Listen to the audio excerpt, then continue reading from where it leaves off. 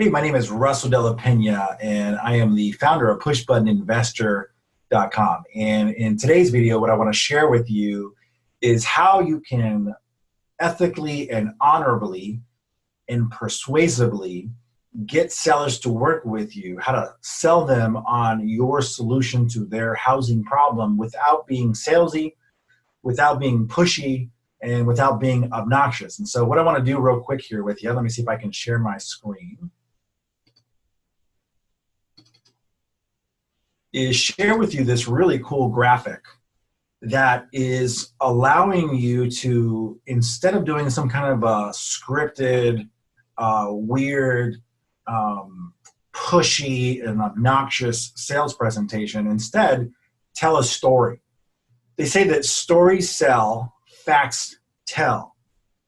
When I tell a story about something, I have a better chance of getting you to really grasp what I'm doing, instead of trying to be pushy and force you into something that you may or may not think that you need. I remember years ago when I'd walk into places door to door as a door-to-door sales guy, which was miserable, by the way, knock on doors, completely cold, no appointment. And my job was to get in and out with a presentation and a application filled out and a check. I was selling at that time legal services, a company you might be familiar with called Prepaid Legal. It was then changed to Legal Shield. And somebody within 20 minutes, I'd have to basically demonstrate to somebody that they had a problem, I had a solution, and what product specifically would work for them. Now that's a skill set in and of itself. And honestly, although I was at one point number one in 2 countries doing it for a short time, but nonetheless, I was able to do that. It's a skill set like no other. And so what I want to share with you is how you don't have to do the cold call, walking in and everything, but nonetheless that you can actually sell over the phone and do it in a way that is enjoyable for not only you, but also for the seller. So it's really just telling the story of how things work. So an example of that would be when you get on the phone with the seller and you know that your main core offer, for example, let's say that you're a brand new real estate investor and you know that the easiest and fastest way to do a deal, especially doing it virtually, is doing a lease option or rent to own, as it's oftentimes called, right? This seller usually is going to be a for sale by owner or a landlord that is looking for all cash today if they're looking to sell their house. But you don't want to go out and jump through all the hoops that most wholesale real estate investors have to jump through, right?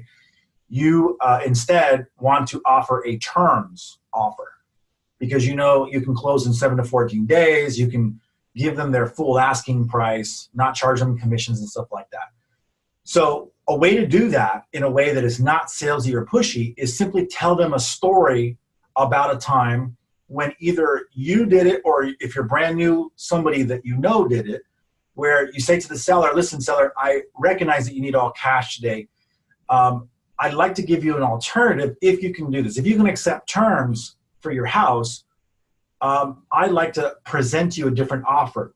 In fact, Mr. Seller, I remember a time recently where a gentleman I was listening to on YouTube or on the radio or whatever you want to say, was sharing about how he was able to structure a deal in a way that for a seller like yourself who doesn't have any equity, so let's assume they don't have equity, but who needs to get some kind of a relief to their property, right? How he was able to structure a deal where even though the seller didn't have equity in their property, so they could not take equity out to pay realtor commissions, which would be 6%, to realtors, right? So let's take it to an example, Mr. Seller. Let's assume that right now you want $200,000 for your house, right? All right, well, if you were to hire realtors, you'd have to pay 6% of that. You'd have to pay $12,000 out of your equity to pay the realtors. But you just shared with me that you don't have any equity to do that. You have 0 equity. In fact, you're a little bit slightly upside down in your property, meaning you owe a little bit more than it's worth. So Mr. Seller, I've got an option for you that I have learned about that would be great. I think it would work, and I think it would pass muster with your real estate attorney as well. The offer would be this. we can get your full asking price, $200,000. I can put my fee on top of that asking price. I'm going to charge a total of $10,000. I'll give you five. I'll keep five. That money's going to come from an end tenant buyer, not from you, not from me. It's going to come from the end tenant buyer that I'm going to bring. And in doing it this way, you don't have to have any equity because we're not going to sell the house today. We're going to lease the property for the next 1 to 3 years, giving the end tenant buyer the option to buy the property during those years or at the end. And if they decide not to buy, then they don't buy. But if they do, at that point, they can go qualify for a loan, okay? You don't have to have any equity in this case. And so this was amazing, Mr. Seller. When I first learned about this, it was like the light went on. I realized that I didn't have to walk away from any sellers that were saying, I need all cash, or I at least need some kind of financial relief from my property, meaning I don't want to pay a double mortgage anymore. I need some kind of a solution, but I don't have any equity. I can't sell out, and I definitely can't take a discount on my house. So, for example, they want $200,000. You're like, hey, I'm a traditional wholesaler. The only way I can make this deal work is if I offer you $150,000, right, or $170,000. So that way I can have a spread and I can sell this property to a cash buyer who's going to want for sure equity from day one. If you owe exactly what the house is worth, or maybe even a little bit more, traditionally I'd have to say no to you. But I realized listening to this guy or listening to this program that I could still help sellers. And one day when I finally realized how I could structure these deals like this, it was amazing. And it changed everything not only for my business, but it also helped a ton of sellers just like you to be able to get their full asking price for their property, even though they didn't have any equity. They didn't have to be a landlord as well. So if you're a landlord now or you don't want to be one, it's great. I've got great news for you. This realization that I had solves all those problems. All right, so end of story, right? So I'm kind of giving this idea of this problem I had where before I had to turn away these sellers, I learned of a way that I could structure deals to where I didn't have to turn away these sellers that didn't have any equity and still wanted their full asking price and needed some kind of financial relief. Maybe they're making double mortgage payments and they didn't want to, et cetera. The way that I'm telling this to the seller is in a way that is recollecting a story. And that way, as I tell the story, I'm having also this epiphany. Like one day I realized, right? In doing that, I'm able to communicate this idea, this offer structure to them in a way that does not come across like I'm trying to convince them to do something. Instead, I'm just recollecting a problem I had, an epiphany that I finally had one day that solved that problem and how that solution to the problem could solve theirs. So let's go to this document that's on the screen here, Audience Awareness Funnel. When I first get on the phone with the seller, they're either going to be problem aware or they're going to be problem unaware, right?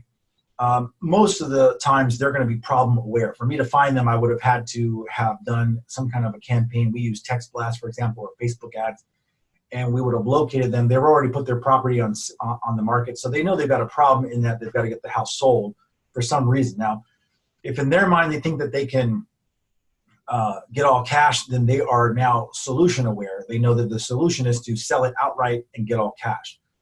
But if they are problem aware and not 100% sure about all of the solutions that could solve their problem, aka selling for all cash or a terms offer, then my job is to meet them when they are looking for solutions for their problem. And my job is to show them another solution so that they'll become solution aware. Right there in the yellow phase, I can say, look, I know you're looking for all cash. That's one solution to your problem, but here's another solution to your problem. That's all terms. So if you've been trying to get cash for the last 3 months, and that's key, and you haven't been able to, I've got another solution that you need to be aware of that will solve your problem. It'll not sell the house all today, but it'll put somebody in there who will treat the house like as if it's going to be their own.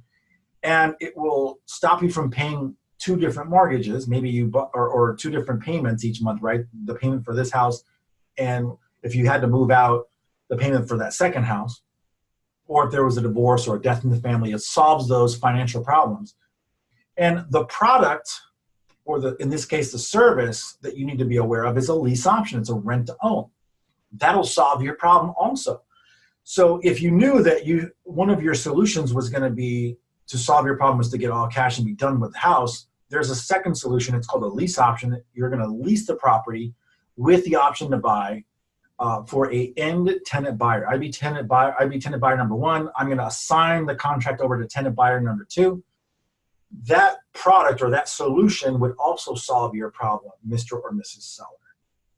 And so in doing this, as I give this epiphany bridge, if you can learn to tell the story of either what I just talked about, if you talk about like this guy I watched on this YouTube video that was talking about doing that, and you tell it in a story format, story sell, facts tell. That means that when you're just trying to pitch your offer, you sound like you're giving facts that are just telling me, but it's not selling me. It's your idea that you're trying to force on me. But if I tell a story that I'm recollecting of when I had a problem that I was trying to solve for sellers, I couldn't do that until one day I had an epiphany and I realized that I had another way to do it that not many people knew about. And here's what the solution was. This is called an epiphany bridge. I'm gonna bridge the gap between I don't have a solution to I now have a solution, and I'm doing it in a way that does not come across pushy. It's not coming across salesy. I'm just telling a story of what I recollect. And so the listener, the seller, is going, if the seller has the epiphany that you had, you just implanted that solution into their mind indirectly without pushing it and shoving it down their throat. Now it's their idea, not yours. Now they have the epiphany that you just had. You got a deal. So hopefully that makes sense, that you can take somebody from different phases of their awareness to ultimately guide them in an indirect way that gives them the ability to own the decision instead of you trying to force it down their throat. Instead of talking to, for example, at the bottom where it says product aware, instead of you saying, I've got a solution, when they're like at the top of the funnel in the unaware blue space where it's like, I don't even know I have a problem, or I know I have a problem, but I don't know what the solutions are. Or maybe you reach them when they know what the solutions are, but in their mind, the only solution is getting all cash. You follow me? So now you're saying, look, there is another solution. Let me tell you a story of when I figured this out. Boom. Now I'm taking the pressure off of them because I'm telling them a story that their mind can have word pictures. They can imagine this story going on. And when you share the part about your epiphany about this, then they can have the same epiphany. And so their solution to work with your solution becomes their idea. It's not you shoving it down their throat. So hopefully this helps you, that you can see how Eugene Schwartz's audience awareness funnel is a way to use the language that should change as the awareness level of your prospect changes. As they go from unaware to problem aware to solution aware to product aware, your language should change. An example would be when I proposed to my wife. If I would have proposed to her on the first day that I met her, the language I was using would be too much. It would be offering a product, a solution to her singleness that she may not feel that she needs a solution, or she might be looking at other suitors and going, well, I know I'm in the solution awareness stage. I know there's other guys that are interested in me. I don't know if you are the product that I want to buy.